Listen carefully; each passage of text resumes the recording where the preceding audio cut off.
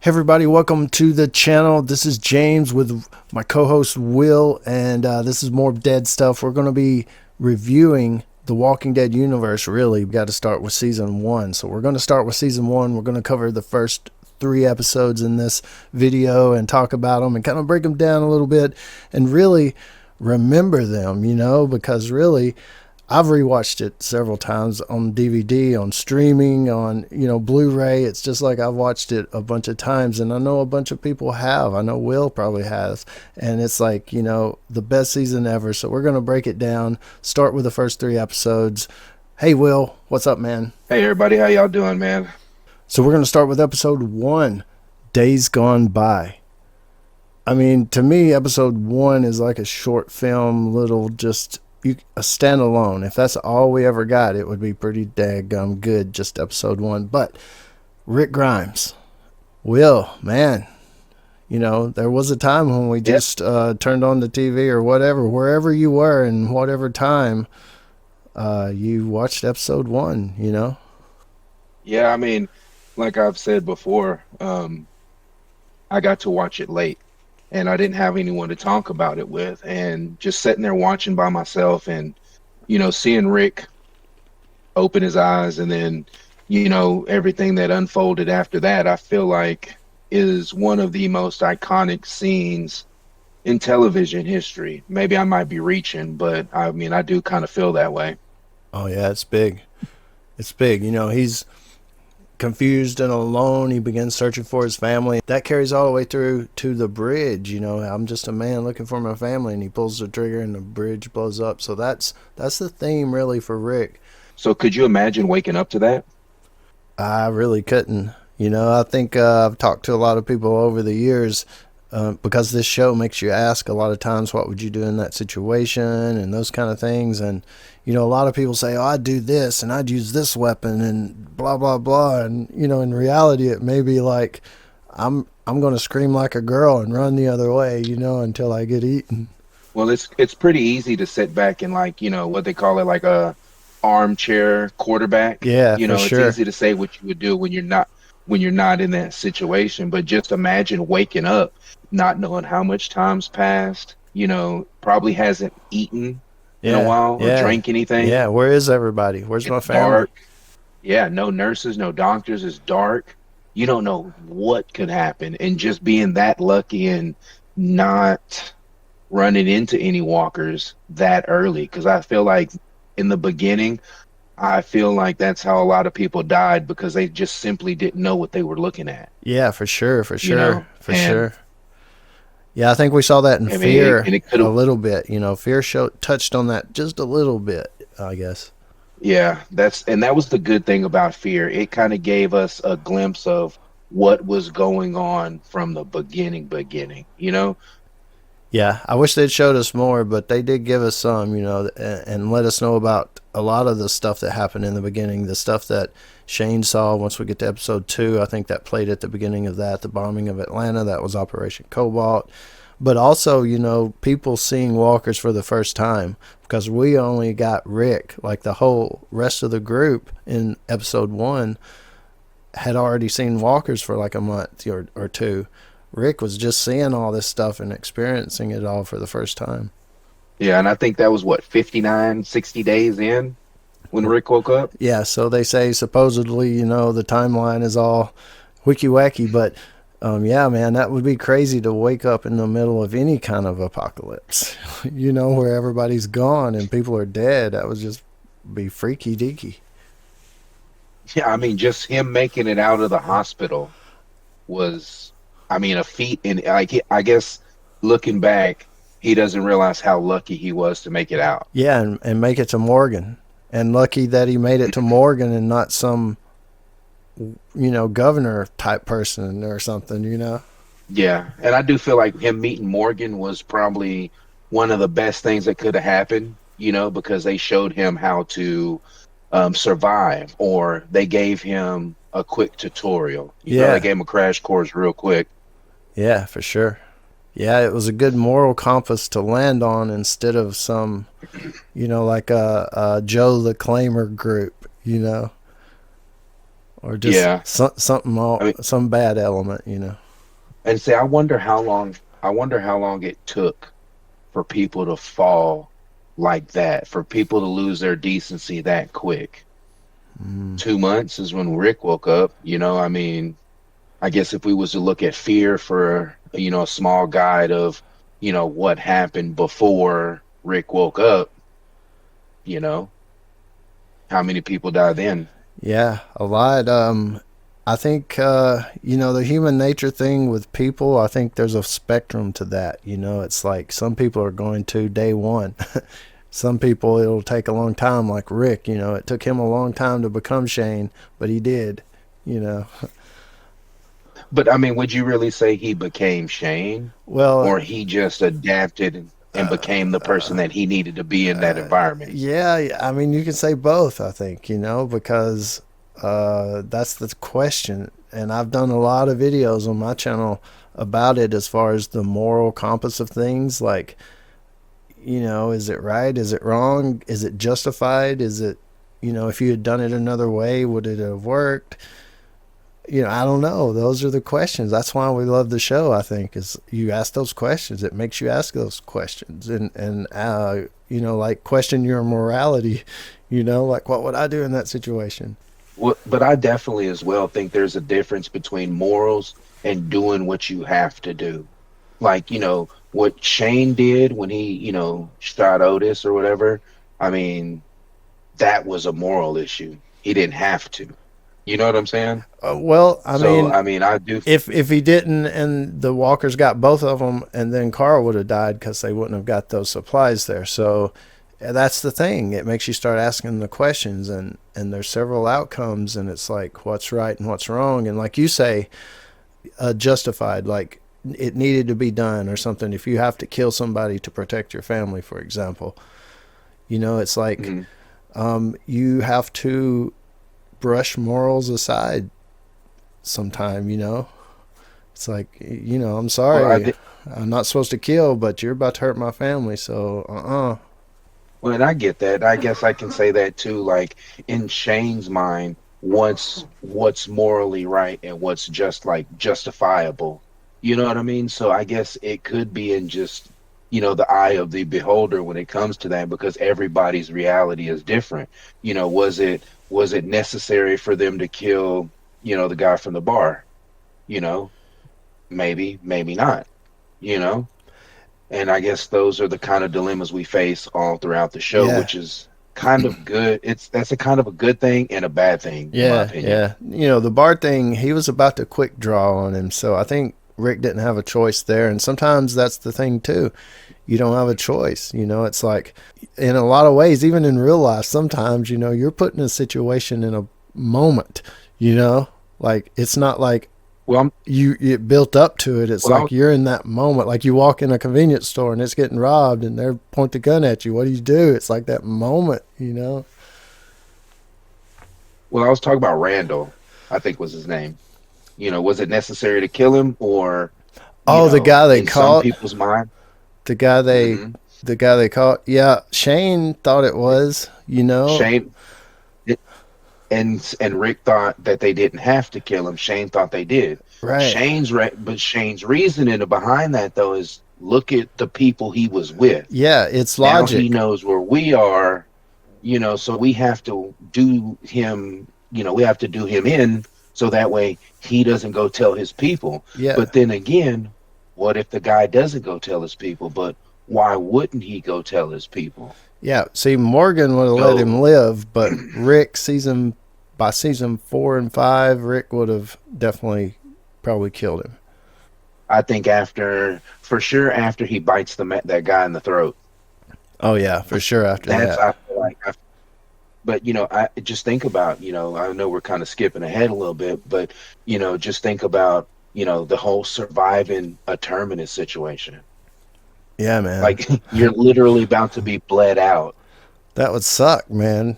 I just don't want to be. Some people say, "Oh, I wish the zombie apocalypse would happen." No, you don't. You stupid little whatever, you know. I mean,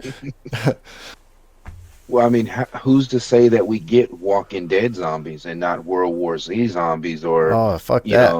know, I Am Legend zombies or something like that? Like you know, who you're screwed then. The Yeah. zombie apocalypse don't seem too fun when them things can run. Oh yeah, I know. Or it's some bad virus that's airborne that actually really does kill everybody, you know, or something. You know, it's just anything can happen, and I don't want anything to happen.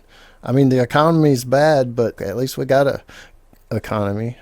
Yeah, but and that's I think the good thing about him meeting Morgan and his son when they did, because I mean he probably could have. Your first encounter is probably going to determine how you're going to be the rest of the rest of your time in that situation. Yeah, for I sure. feel like, because if you didn't witness it, like Rick didn't witness everything fall, Morgan and them had already had these, Walker encounters already. So they knew how to move and they knew what to do, kind of. They knew that the sound attracted them. They knew that, you had to hit them, aim for the head, Yeah, that you helped out know. Rick a lot. But But, again, being Morgan, I mean, how do you think, Morgan, what he had to go through as far as like, him and his wife, the whole falling of the apocalypse? I wish we could get, that would be a good spinoff, the Book of Morgan. yeah, yeah, just the And, early kind days. of, yeah, kind of show us what happened with Morgan and, Dwayne. But then again, you'd probably have to recast Dwayne and, I mean, you you know, probably have to recast Morgan. He's getting old. but see Morgan though, like his character, his actor Lenny James, I'm pretty sure with a little touch it up, you could take a few years that it'll be believable. Just Yeah, same thing with Rick. Like yeah. I'm pretty sure if you shaved Rick down, you could probably refilm season one. Okay, so as far as episode one, Rick decides, of course, to head to Atlanta after Morgan, and thinking his wife and son is going to be there. Of course, that does eventually help lead him to his wife and son. But the end of episode one in the tank, I think that's very iconic. Glenn's voice on the radio, that song they play at the end of the episode. I mean, to me, I just love episode one. Well, I definitely like the end as well, because the cliffhanger itself made you want episode two. Like you wanted to be able to fast forward through the week to hit episode two. Because I mean, like I said, I watched season one on DVD, but I couldn't find the remote fast enough to get to episode two. Yeah, man. Yeah, we were able to see the trailer and we were just like, oh man, I can't wait for the next episode because they made the trailers pretty good there for a while. And but episode two, man, it's called Guts, and of course because that's the one that they spread the guts on him and everything. But that's where Rick finally meets Glenn. He arrives in Atlanta. He's overwhelmed by the walkers, of course, and all that happens. He's saved by Glenn, and he's led into to a group of survivors inside a department store. Yeah, I mean, looking back on that part, I mean, how lucky again, I mean, do you have to be just so happen someone who knows how to maneuver in and out of the city is right there to help, to help you out. Yeah, man, lucky, lucky, lucky, because especially because it leads to his wife and son. So that's just crazy daisy. But yeah, man, Hmm. Glenn's one of my favorite characters too. I always liked him. Well, see, there's also something, not to jump back real quick, but in season one, could you imagine walking up to that farmhouse and seeing that, the wife and husband brains blown out? Man, to me, that's when you ask the question about how would you feel about waking up in something like that, I would think it's a dream. I would think I died and I'm in some other reality or something because it would be so unreal to me.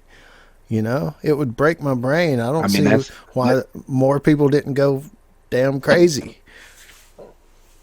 well, I mean, that's my thing. Just waking up from the hospital, stumbling down through, seeing the fingers through the door, going outside, seeing all the bodies, stumbling all the way through town, just seeing all this, and then Yeah, you pull up to this if I house saw and half of a dead woman crawling on the ground growling at me, that's it. I lose my shit.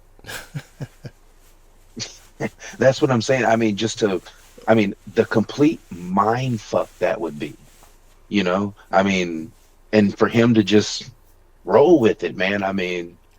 It's just crazy. And I think that one scene though, that whole farmhouse situation, um, it's kind of quick, but the significance in that scene is just something that I kind of want to touch on there for a second. Yeah, it's great. And what I also liked about the first season, the first episode, episode or two, I guess, especially, but they mirrored it so close to the comic. That scene kind of is in the comic, and him getting the horse and stuff. So that's cool too that that happened.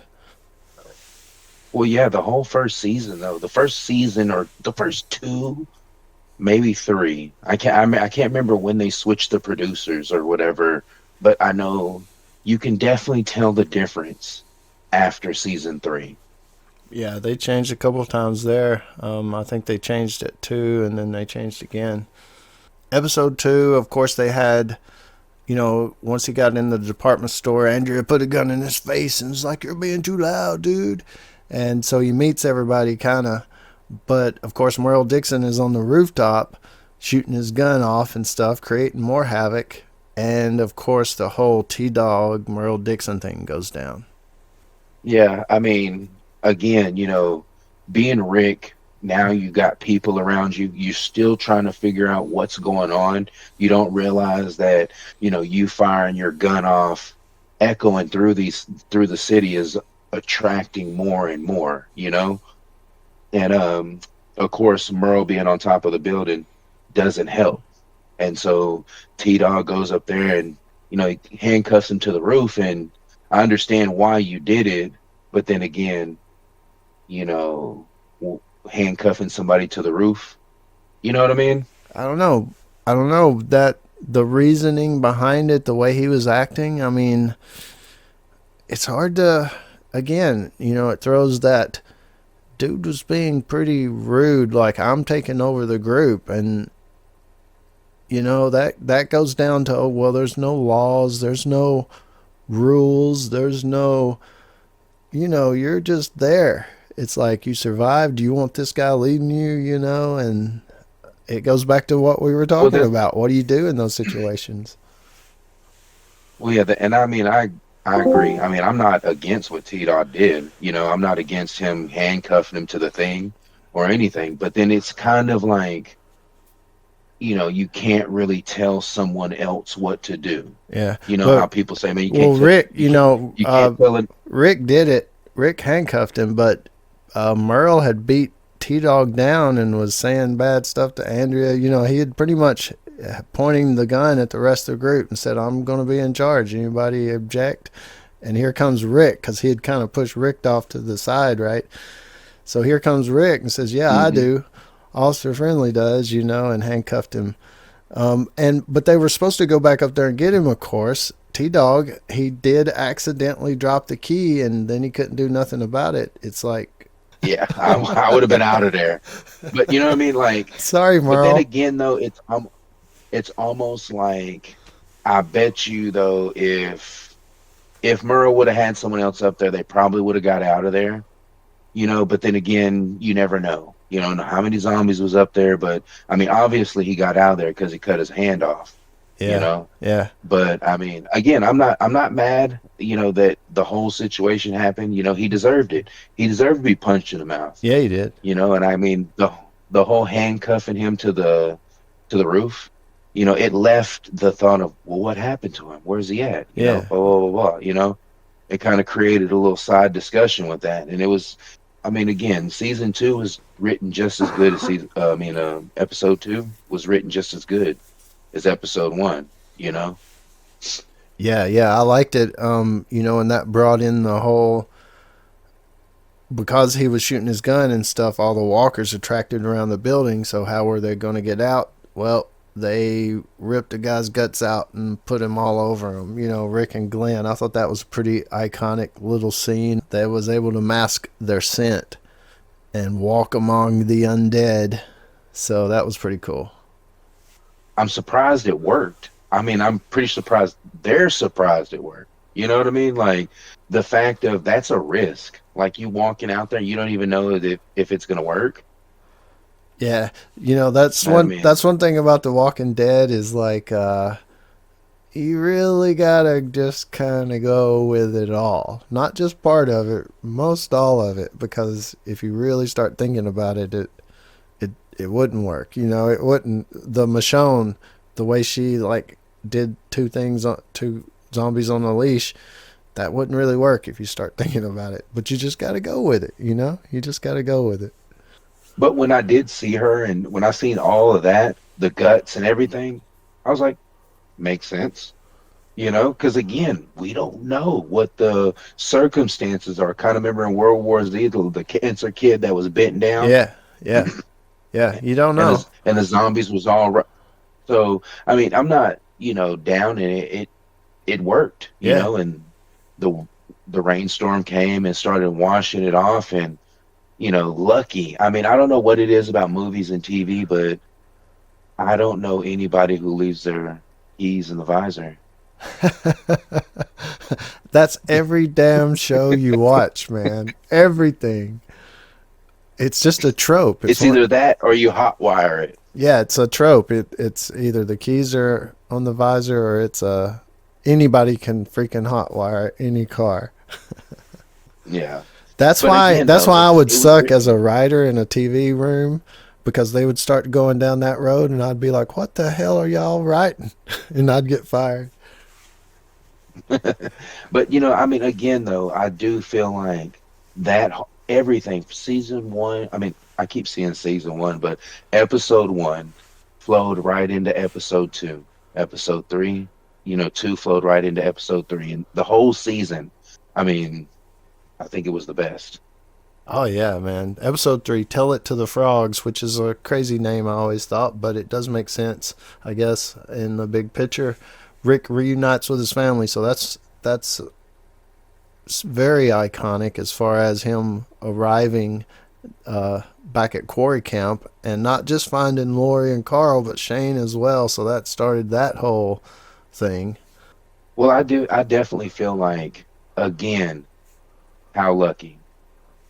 You know what I mean? Like, just so happened your wife and son are with this group, Yeah, which again, I'm not saying it's bad, right? And it's just, good. I mean, it's lucky, but good. yeah, And yeah, it was pretty interesting to see how the whole thing happens between Rick, Shane, and Lori. You know what I mean? I kind of wish that Shane could have they could have deviated and took his character with him. It would have been interesting to see them feud a little more back and forth, maybe even into uh, the governor situation and stuff like that. It would have been interesting to see what Shane would have done if he was there. yeah, yeah, for sure. I've done some what if videos about that kind of stuff. Fans like to talk about that, and Shane was always a character everybody liked, even though he was kind of the villain. And yeah, it's crazy to think about. And in the comic, he even died sooner than he did in the show. So it's hard to say. I liked his character though. It'd been cool to see what would have happened. In later seasons. As soon as Rick gets back and is reunited with his family, he's like, I got to go back and get Merle. So the moral thing kicks in, right? It's like, we had to leave because, we were under pressure and the zombies and or walkers, and all this kind of stuff. But we left a guy on the roof and I got to go back and get him. And I left some guns too, a bag of guns, so I can go back and get that. Yeah, I mean those guns were, definitely important. So I understand why they had to go back. But I mean, I don't think they really wanted that fight with Daryl. You know what I mean? Like because Daryl was kind of a loose cannon. The group needed Daryl, but you didn't want to fight with him either. Yeah, yeah. You talk to the actors even, or you listen to some of the interviews, and they're like, Norman Reedus will be like, "Yeah, the first 2 or 3 episodes, I thought I would be dead by the fifth one. Like he didn't even know what he was about to become. That's so crazy how that character developed."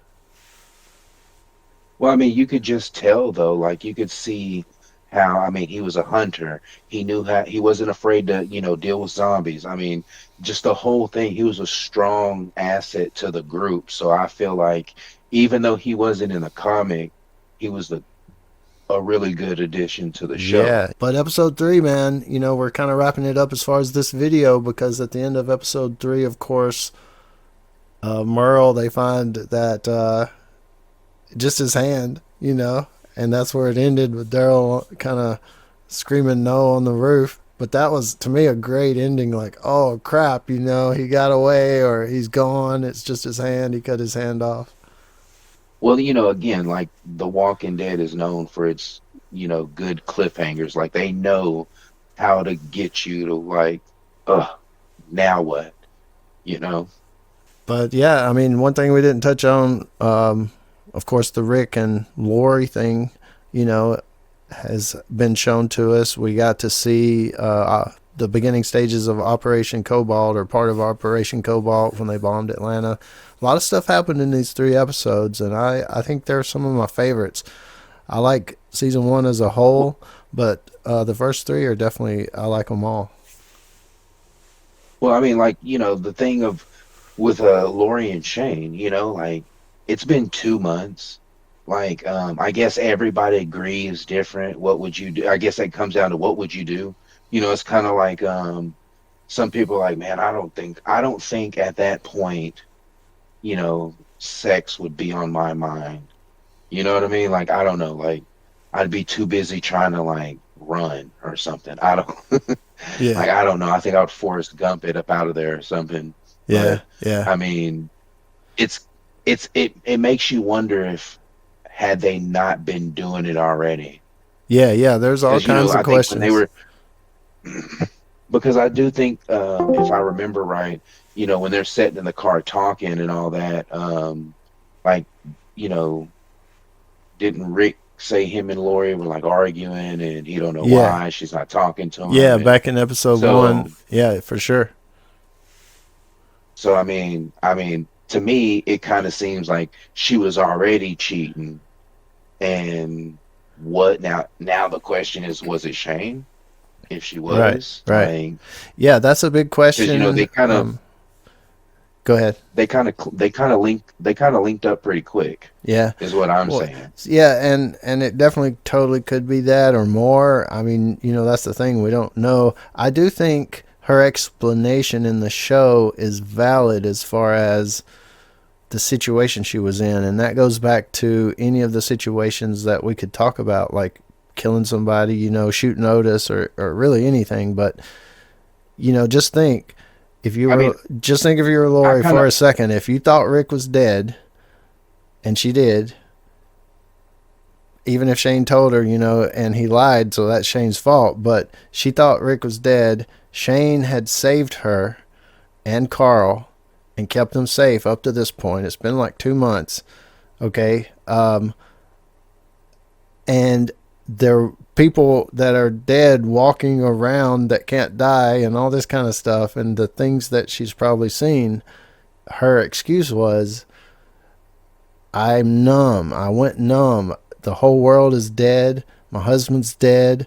We've almost died 100 times, and I couldn't feel anything. And it was just a moment out in the woods. It happened. I just wanted to feel something. I regretted it afterwards. I mean, I guess that's plausible.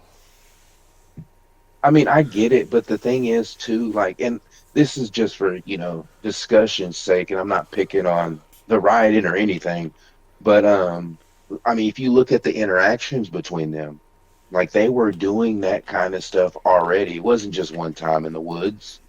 Like, you know what I'm saying? Like she's been Yeah. sleeping with him. I think You think? didn't they do it on didn't they do it on the highway or something when No, that flashback that happened? was Andrea. Andrea and Shane did it after they went out pistol shooting.